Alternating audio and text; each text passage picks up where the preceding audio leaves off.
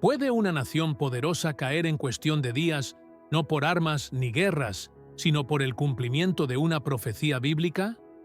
En Apocalipsis 18:8, la palabra declara: por lo cual en un solo día vendrán sus plagas, muerte, llanto y hambre, y será consumida por fuego, porque poderoso es Dios el Señor que la juzga. Esta advertencia no es simbólica ni lejana, es directa, específica, y pudiera estar a punto de cumplirse sobre Estados Unidos. Hoy exploraremos el peso espiritual de esta profecía, revelando sus posibles implicaciones actuales y lo que nos dice sobre el juicio divino y el destino de una nación que ha dado la espalda a Dios. Demostraremos cómo las señales descritas en las Escrituras se alinean inquietantemente con la realidad que vivimos. ¿Estás listo para entender lo que Dios tiene reservado para ti y cómo prepararte ante lo que viene?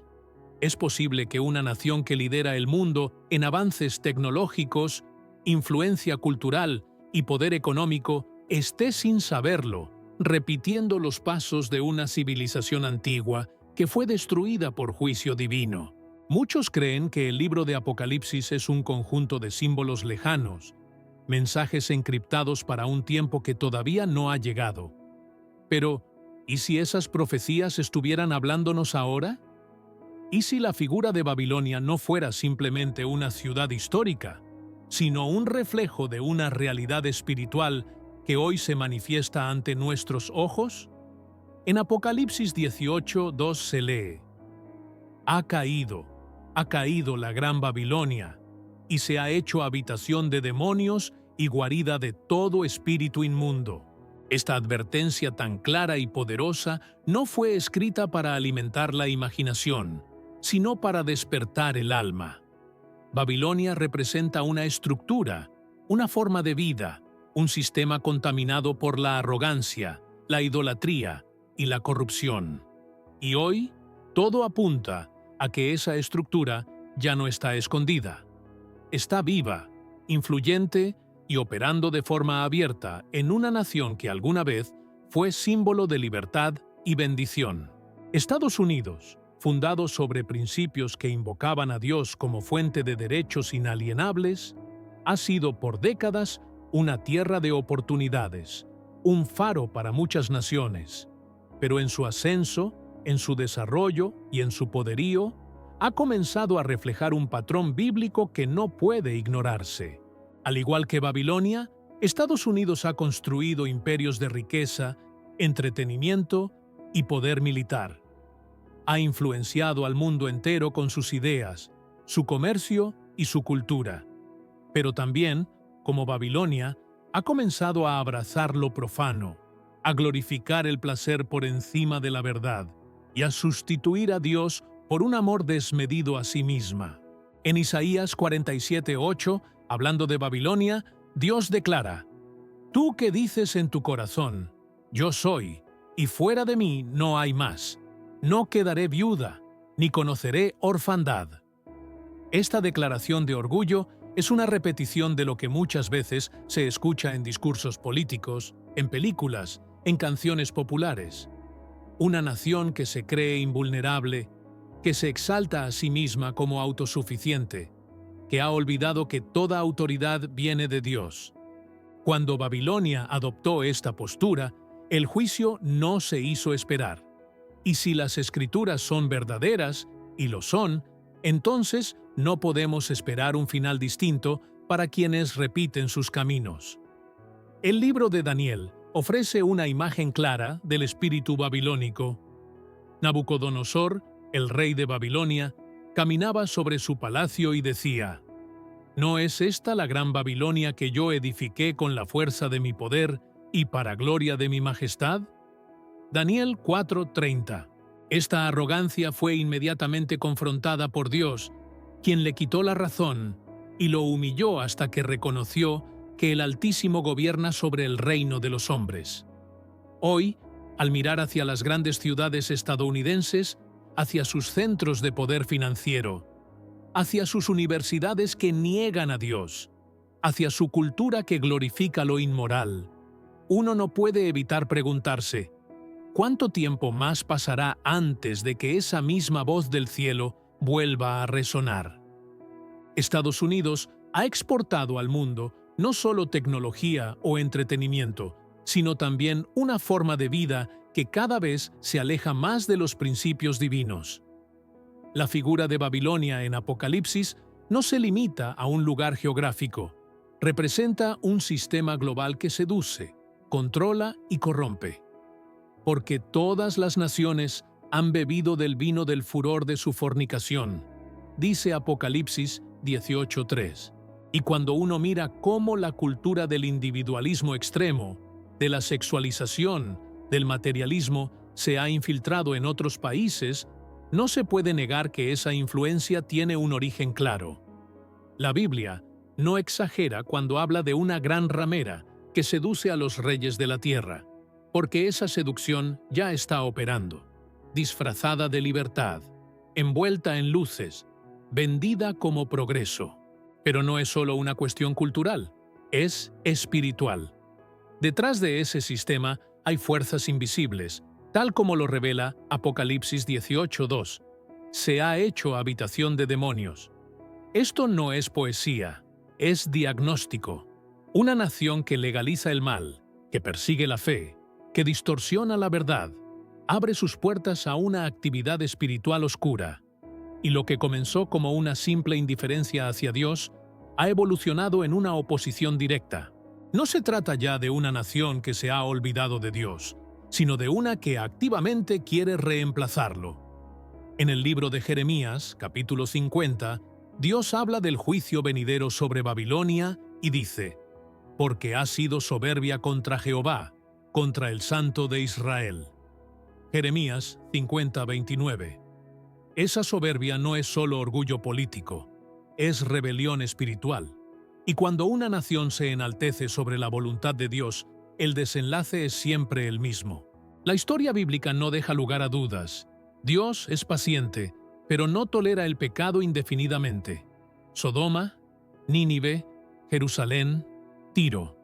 Todas fueron advertidas. Algunas escucharon, otras no. Estados Unidos se encuentra en esa misma encrucijada profética. Algunos podrían pensar que este análisis es exagerado, que Estados Unidos sigue siendo un país con iglesias, con valores cristianos, con buenas intenciones, pero recordemos que Babilonia también tenía templos, tenía religiosidad. Lo que no tenía era una relación verdadera con el Dios vivo. Su religión era idolátrica, utilitaria, centrada en el poder y el control. Y lo mismo está ocurriendo ahora. Hay quienes usan el nombre de Dios, pero lo vacían de contenido. Hay templos que ya no predican arrepentimiento, que ya no mencionan el juicio, que ya no abren la Biblia, sino que ofrecen un evangelio cómodo, diluido, que agrada a las masas, pero no transforma corazones. Esa es la Babilonia moderna. Una Babilonia que se disfraza de luz, pero que niega el poder de la verdad.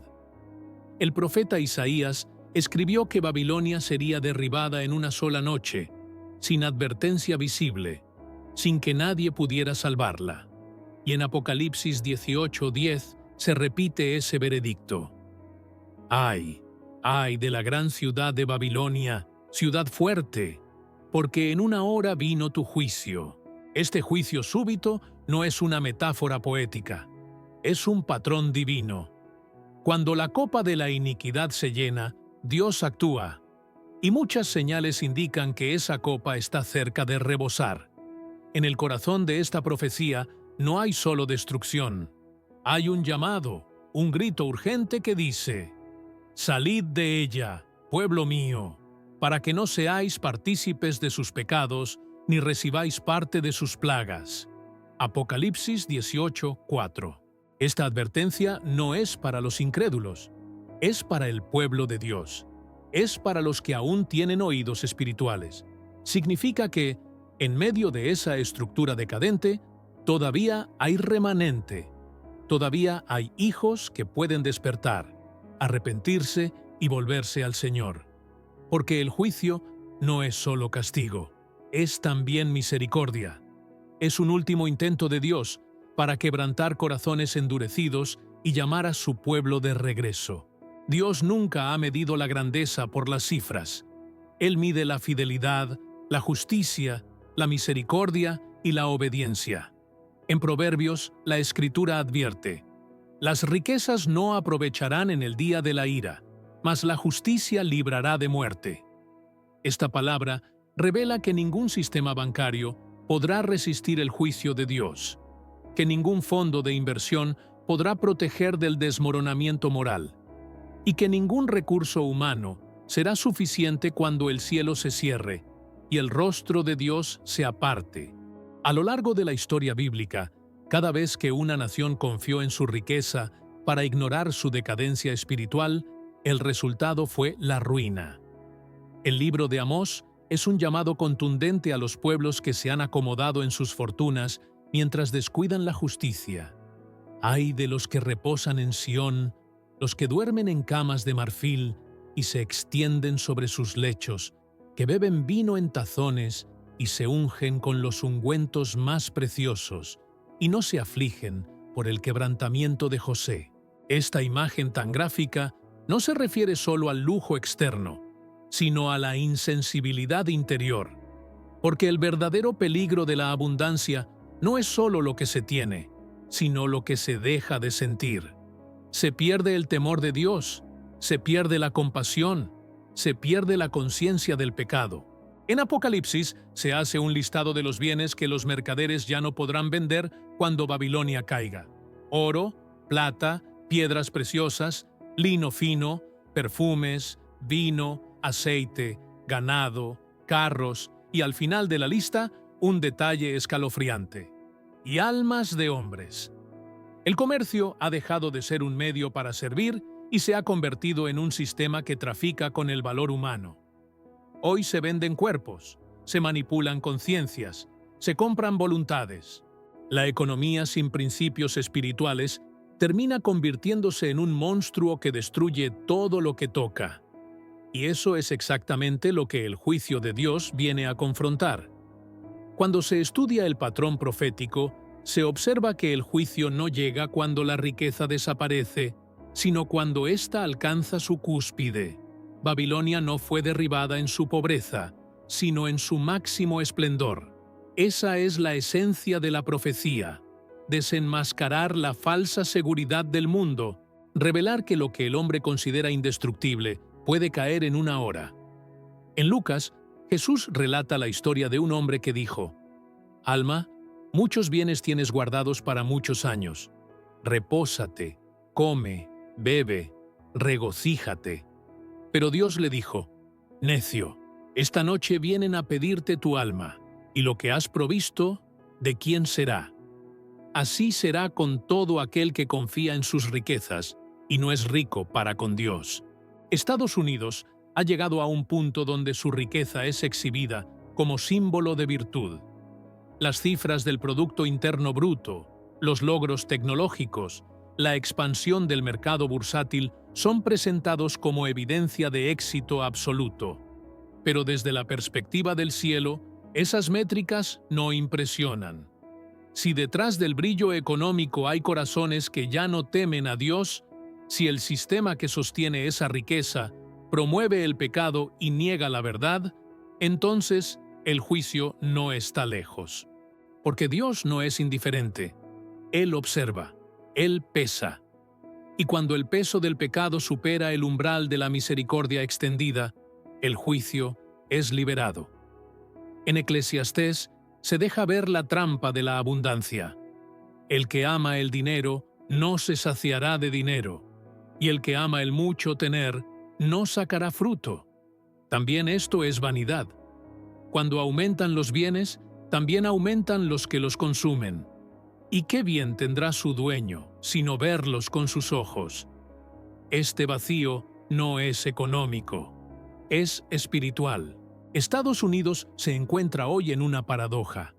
Mientras más tiene, más vacío se siente. Mientras más alcanza, más lejos está de la verdad. Mientras más crece hacia afuera, más se corrompe por dentro. La profecía que se cierne sobre esta nación no es producto del azar. Está tejida por el propio desvío de su corazón. Una nación que una vez proclamó, «En Dios confiamos», ahora reposa su confianza en sistemas financieros inestables, en instituciones humanas y en estructuras que no pueden salvar. Dios está levantando su voz, no para destruir sin causa, sino para advertir, para sacudir, para despertar. La caída de Babilonia no fue un acto arbitrario. Fue el resultado inevitable de una acumulación de pecado, orgullo y rebelión. Y el paralelo con el tiempo presente es imposible de ignorar.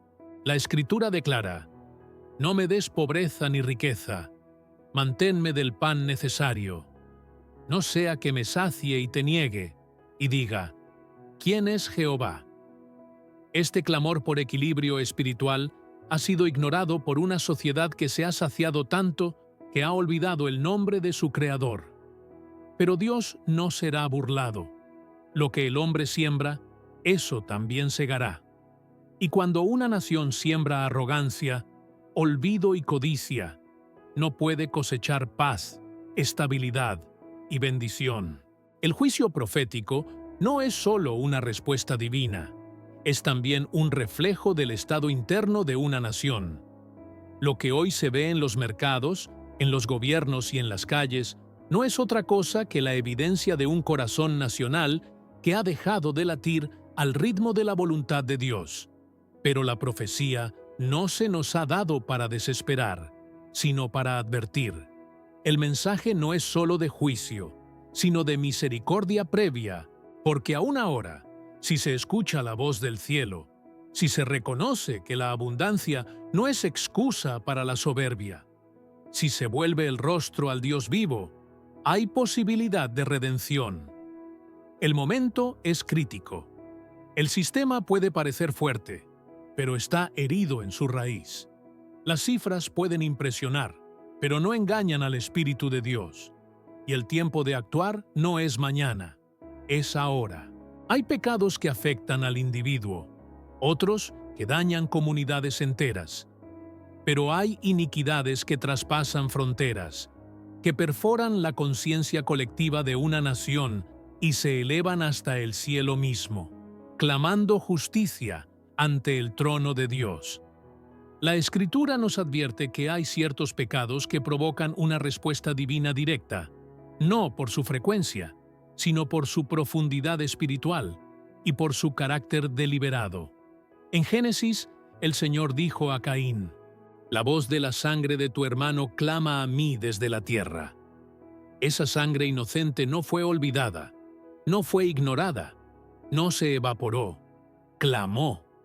Y ese clamor provocó juicio. Lo que se derrama en secreto, lo que se justifica con leyes humanas, lo que se racionaliza con argumentos culturales, no escapa a los oídos del cielo. Estados Unidos ha edificado gran parte de su identidad moderna sobre una supuesta libertad que en muchos casos se ha transformado en licencia para transgredir la ley divina. Una de las manifestaciones más terribles de esta distorsión es la legalización y normalización del aborto. Cada vida concebida lleva en sí la imagen de Dios. El Salmo declara que el Señor nos formó en el vientre, que sus ojos vieron nuestro embrión y que todos nuestros días estaban escritos en su libro antes de que existieran. Arrebatar una vida en gestación no es una cuestión médica ni política. Es una afrenta directa al Creador. La sangre de millones de inocentes ha sido derramada, no por guerra, sino por decisión. Y esa sangre también clama. Cuando una nación protege con sus leyes lo que Dios aborrece, está trazando su camino hacia el juicio. En Proverbios se enumeran 7 cosas que aborrece el Señor, y entre ellas se encuentran las manos derramadoras de sangre inocente.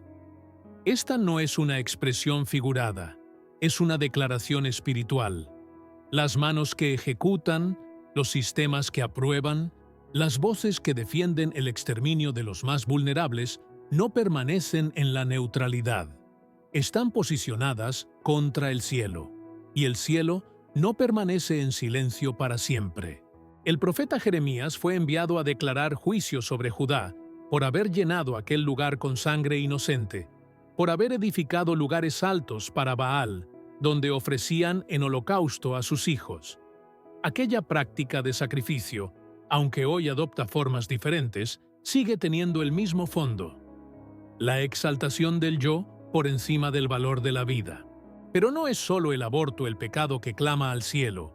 También se manifiesta en una corrupción estructural que atraviesa los estamentos sociales, políticos y hasta religiosos de una nación.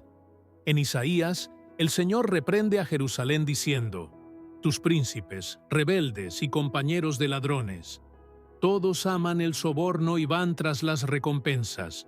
No hacen justicia al huérfano, ni llega a ellos la causa de la viuda». La corrupción no es solo una falta de ética, es un reflejo de un sistema que ha sustituido la justicia por el interés propio, que ha cambiado la verdad por la conveniencia.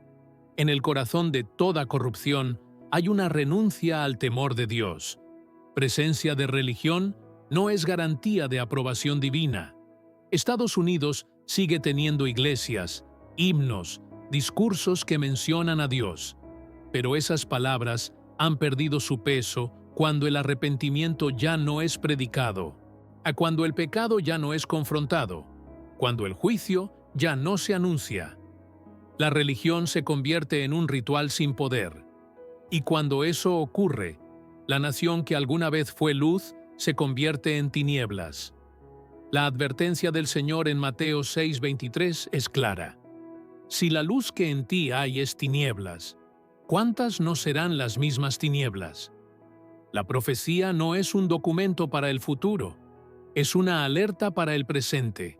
El pecado que clama al cielo está registrado, está acumulado y está pesando sobre la nación.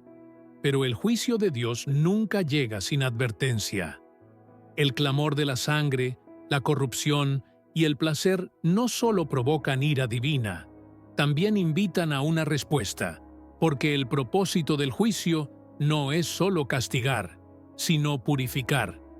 Y todavía hay tiempo para que una nación se vuelva al Señor con ayuno, llanto y lamento.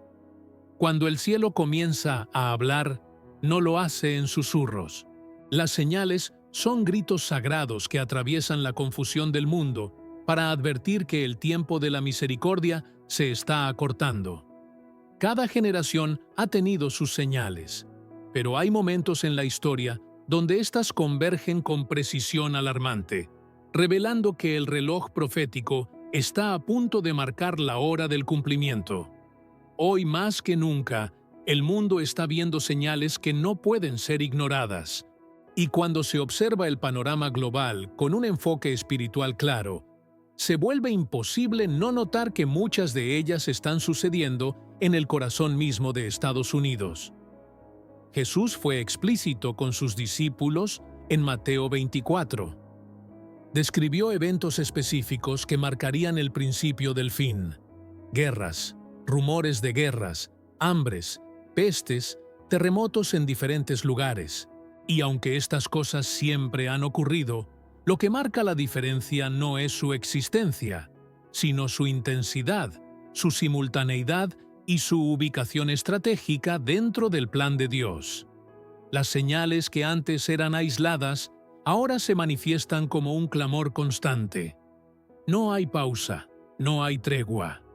Cada crisis internacional, cada fenómeno natural extremo, cada convulsión social y moral, parece ser parte de una misma voz. La voz profética que insiste en ser oída antes de que el juicio se derrame. Estados Unidos, lejos de estar al margen de estos acontecimientos, está en el centro de muchos de ellos. Los terremotos se multiplican en regiones donde antes no había actividad sísmica significativa.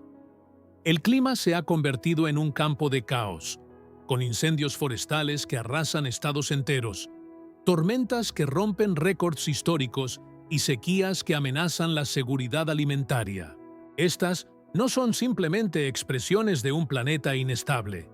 Son manifestaciones que Dios ha utilizado a lo largo de toda la Escritura para llamar a una nación al arrepentimiento. En Joel 2:30-31, el Señor declara: «Y daré prodigios en el cielo y en la tierra, sangre y fuego y columnas de humo. El sol se convertirá en tinieblas, y la luna en sangre antes que venga el día grande y espantoso de Jehová». Estas palabras no son alegóricas, son señales reales que anteceden eventos trascendentales. Las divisiones internas también son una señal que no debe subestimarse. Una nación que se enfrenta a sí misma no puede permanecer firme. Jesús lo dijo claramente: «Todo reino dividido contra sí mismo es asolado». Mateo 12:25. Lo que comenzó como diferencias políticas ha escalado a niveles de hostilidad que no se veían desde tiempos de guerra. La sociedad estadounidense está fracturada. No hay consenso, no hay paz. Hay una lucha interna que va más allá de la política o la economía. Es espiritual. Es la manifestación externa de un conflicto invisible donde la verdad está siendo desplazada por la confusión y la luz está siendo rechazada por un sistema que prefiere las tinieblas. La palabra de Dios nos muestra que la ceguera espiritual también es una señal del fin. En 2 Tesalonicenses 2:10-11 se advierte que, por cuanto no recibieron el amor de la verdad para ser salvos, Dios les envía un poder engañoso para que crean la mentira. El rechazo persistente a la verdad bíblica abre la puerta al engaño. Y ese engaño se ha infiltrado no solo en las instituciones, sino también en el pensamiento colectivo. Se llama bueno a lo malo y se desprecia lo que es santo. Las decisiones que antes se medían por principios, ahora se rigen por conveniencias. Y esa confusión moral, esa incapacidad de discernir entre lo puro y lo profano, es una señal que anuncia juicio inminente. Tibia, la nación pierde su brújula moral. Dios siempre ha buscado un remanente. No necesita multitudes, necesita fidelidad. En tiempos de apostasía, buscó a Elías. En momentos de corrupción, levantó a Jeremías. En medio del exilio, llamó a Daniel. Ninguno fue popular, ninguno fue aplaudido por las masas, pero todos dijeron lo que Dios les mandó decir. Y es esa voz profética la que falta hoy. No una voz política, no una ideología religiosa, sino una palabra que venga desde el cielo, sin mezcla, sin temor, sin intereses humanos. Una palabra que no busque agradar a los hombres, sino estremecer sus corazones. Jeremías 23 denuncia a los profetas falsos que hablan visiones de su propio corazón y no de la boca de Jehová. Hablaban paz cuando no había paz. Fortalecían las manos de los impíos para que no se convirtieran de su mal camino. Esta distorsión del mensaje divino es una señal clara del juicio inminente, porque cuando los líderes espirituales cambian la voz de Dios por sus propios deseos, se abre la puerta al engaño colectivo, y el juicio no tarda en llegar. Dios no guardará silencio ante una iglesia que ha dejado de ser sal. Jesús advirtió que si la sal pierde su sabor, no sirve más para nada, sino para ser echada fuera y hollada por los hombres. Esta advertencia no es simbólica, es una declaración de juicio. La sal representa la influencia moral, la capacidad de preservar, de detener la corrupción. Pero cuando la iglesia pierde esa influencia, cuando se adapta tanto al mundo que ya no lo transforma, se convierte en un obstáculo más. En lugar de ser luz, se vuelve sombra. En lugar de ser guía, se convierte en espectadora. Pablo instruyó a Timoteo que predicara la palabra, que redarguyera, reprendiera y exhortara con toda paciencia y doctrina, porque vendrían tiempos cuando no soportarían la sana doctrina, sino que se amontonarían maestros conforme a sus propias concupiscencias. Ese tiempo ya llegó, y el problema no es que la gente no escuche, sino que muchos predicadores han dejado de proclamar lo que necesitan escuchar. Se predican mensajes positivos, motivacionales, centrados en el bienestar personal. Pero el mensaje del reino no es complaciente, es radical.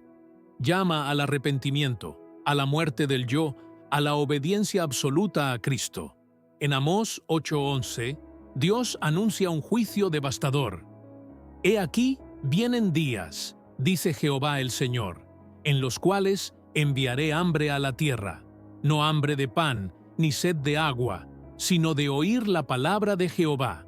Este hambre no se refiere a la ausencia de religiosidad, sino a la falta de palabra viva, ungida, que quebranta y restaura.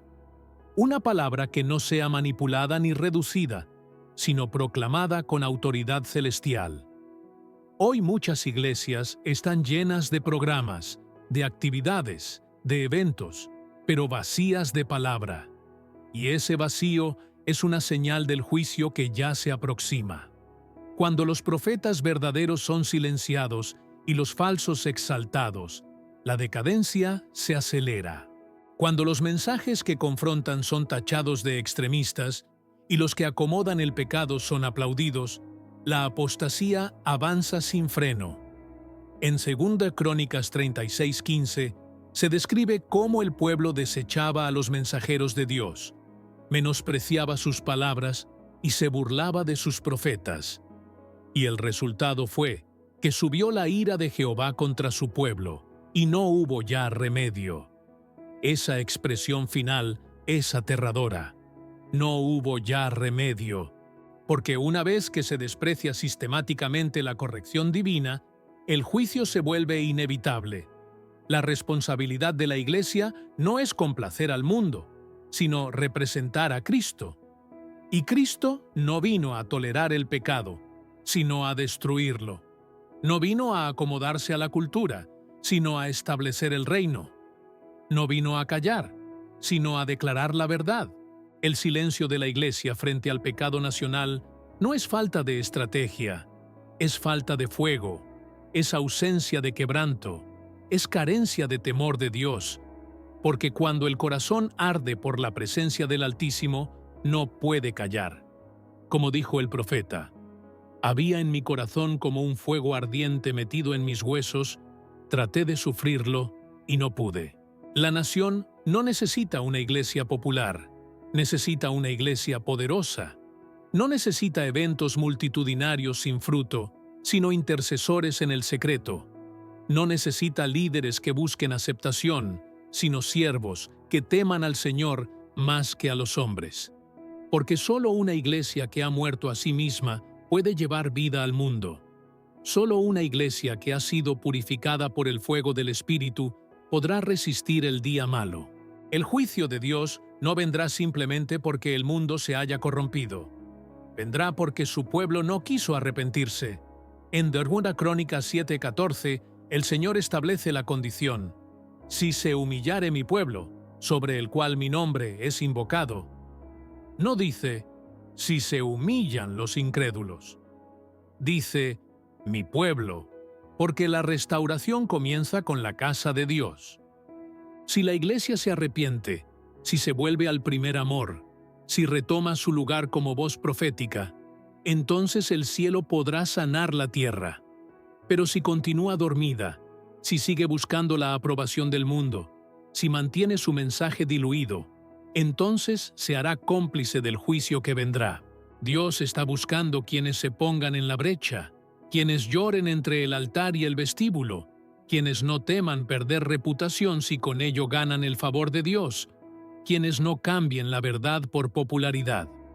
Porque la historia siempre ha sido cambiada por aquellos que no se conformaron al silencio, y hoy el llamado sigue vigente. La profecía no puede cumplirse sin que antes se levanten voces que adviertan.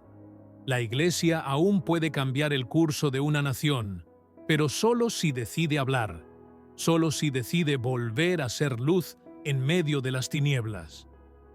Cuando las señales ya han sido dadas, cuando el pecado ha sido expuesto y el juicio anunciado, solo queda una puerta abierta, la del arrepentimiento. Dios no se complace en la destrucción del impío.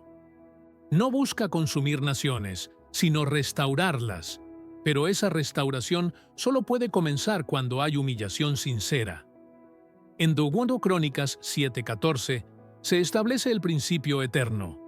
Si se humillare mi pueblo, sobre el cual mi nombre es invocado, y oraren, y buscaren mi rostro, y se convirtieren de sus malos caminos, entonces yo oiré desde los cielos, y perdonaré sus pecados, y sanaré su tierra. Esta promesa no ha caducado, sigue vigente, pero exige una respuesta.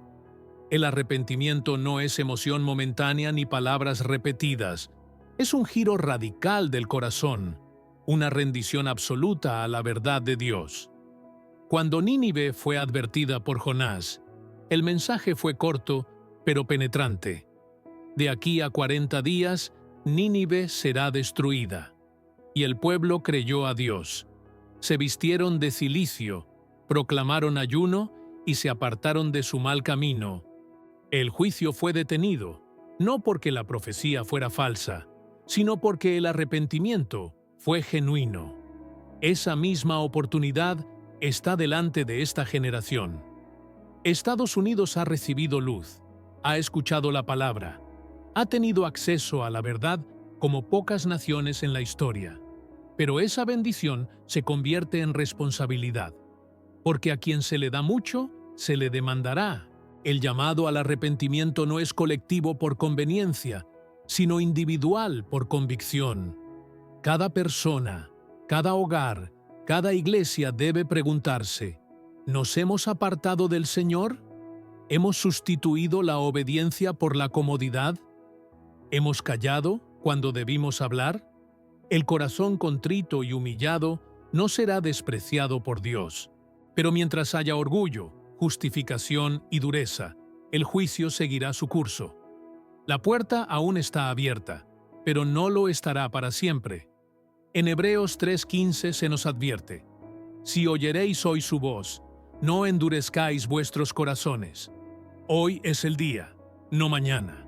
Hoy es el tiempo de volver, no cuando sea más fácil, porque no habrá restauración sin quebrantamiento, ni sanidad sin confesión. El llamado está hecho, la trompeta ya ha sonado, la profecía está en marcha. Pero Dios, que es rico en misericordia, aún extiende su mano. Si hay arrepentimiento, habrá restauración. Si hay clamor, habrá respuesta. Si hay fuego en el altar, habrá lluvia sobre la tierra. El futuro no está en manos de los gobiernos, sino en el corazón de quienes se humillan ante Dios. Y mientras haya un remanente que clame, el juicio puede detenerse. Aún hay esperanza. Toda nación es observada desde el cielo, no solo por su poder, su influencia o su historia, sino por lo que siembra en el espíritu. Y el tiempo llega, tarde o temprano, en el que cada semilla brota, sea para juicio o para redención. Estados Unidos ha sembrado mucho, ha levantado templos, ha enviado misioneros, ha proclamado el nombre de Cristo en rincones del mundo que antes jamás habían oído el Evangelio. Pero también ha sembrado soberbia, indiferencia y transgresión. El peso de la gloria pasada no sostiene la balanza cuando la obediencia presente ha sido sustituida por conveniencia. Y es precisamente ahí, en ese cruce entre el recuerdo de lo que fue y la realidad de lo que es, donde se juega su destino espiritual. La profecía no llega como una sombra inesperada, se anuncia, se levanta como señal antes del día grande y terrible. Porque Dios no esconde el juicio que viene. Lo grita desde las Escrituras, lo deja entrever en la historia, lo susurra en la conciencia de aquellos que aún escuchan. Pero el mayor riesgo no es el cumplimiento profético, es la indiferencia del corazón. Es la fatiga de una sociedad que se ha acostumbrado a ver las señales sin temerlas. La familiaridad con la verdad ha producido inmunidad. Y donde debería haber temor, hay apatía. Donde debería haber clamor, hay distracción. Una nación no cae de golpe. Primero se duerme. Primero deja de discernir lo sagrado. Primero silencia su altar, pero el mayor riesgo no es el cumplimiento profético, es la indiferencia del corazón. Es la fatiga de una sociedad que se ha acostumbrado a ver las señales sin temerlas. La familiaridad con la verdad ha producido inmunidad. Y donde debería haber temor, hay apatía. Donde debería haber clamor, hay distracción. Una nación no cae de golpe. Primero se duerme. Primero deja de discernir lo sagrado. Primero silencia su altar, luego reemplaza la voz de Dios por ecos cómodos que acarician el oído pero vacían el espíritu. El juicio comienza mucho antes del fuego, mucho antes del derrumbe. Comienza cuando el corazón colectivo deja de arder, cuando ya no hay urgencia, cuando todo se vuelve rutina. Por eso la profecía más aterradora no es solo la que anuncia lo que vendrá, es la que revela que, aún sabiendo lo que viene, el pueblo no cambia. Pero hay una verdad más profunda, más aguda, más esperanzadora. Y es que el juicio nunca es el fin. Es la última barrera antes de que el mal lo consuma todo. Es el acto soberano de un Dios que ama tanto, que está dispuesto a quebrantar para restaurar. Si el juicio viene, es porque el cielo aún se interesa. Si la advertencia llega, es porque Dios todavía extiende su mano. No hay profecía aterradora cuando se responde con humildad. No hay colapso inevitable si el corazón se vuelve al Creador. Porque el fin no está determinado por el caos externo, sino por la decisión interna de un pueblo que decide si persistirá en su pecado o regresará a su Señor. La Escritura está llena de finales que fueron alterados por corazones quebrantados, reinos destinados al desastre que encontraron misericordia al pie del altar, generaciones enteras salvadas por la oración ferviente de unos pocos, y ese sigue siendo el misterio glorioso del trato de Dios con los hombres. No hay sentencia tan severa que no pueda ser revertida por el arrepentimiento sincero. No hay oscuridad tan densa que una chispa de obediencia no pueda penetrar. No hay profecía tan dura que no tenga una puerta abierta al perdón. Estados Unidos aún tiene una ventana, aún tiene voces que claman, aún tiene almas que tiemblan ante la palabra, pero esa ventana no durará para siempre. Cada día es una decisión nacional. Cada amanecer es una oportunidad para escribir un desenlace distinto. La pregunta no es si la profecía se cumplirá, sino qué papel jugará esta generación en su cumplimiento. Porque si el juicio cae y no hubo respuesta, entonces será justo. Pero si el clamor sube, si el pueblo se humilla, si los altares se restauran, entonces el mismo Dios que advirtió será el que perdone, sane y renueve la tierra. El futuro no está escrito en la política ni en las leyes. Está escrito en el Espíritu, y ese Espíritu solo puede ser transformado por el fuego del cielo encendido en corazones dispuestos a interceder, a proclamar, a vivir en santidad en medio de una nación que ha olvidado lo que significa temer a Dios. No todos caerán si hay quienes se mantengan en pie. No todo será destruido si aún queda un remanente que se niega a callar. La profecía no es una sentencia inevitable, es una invitación urgente. Y Estados Unidos todavía puede responder. Pero esa respuesta no vendrá por eventos, ni por discursos, ni por movimientos humanos. Vendrá cuando el pueblo decida dejar de escuchar al mundo y empiece a escuchar al cielo. Porque una sola generación que se arrodilla puede cambiar el curso de toda una nación. ¿Y si esta fuera esa generación? ¿Y si este fuera el momento?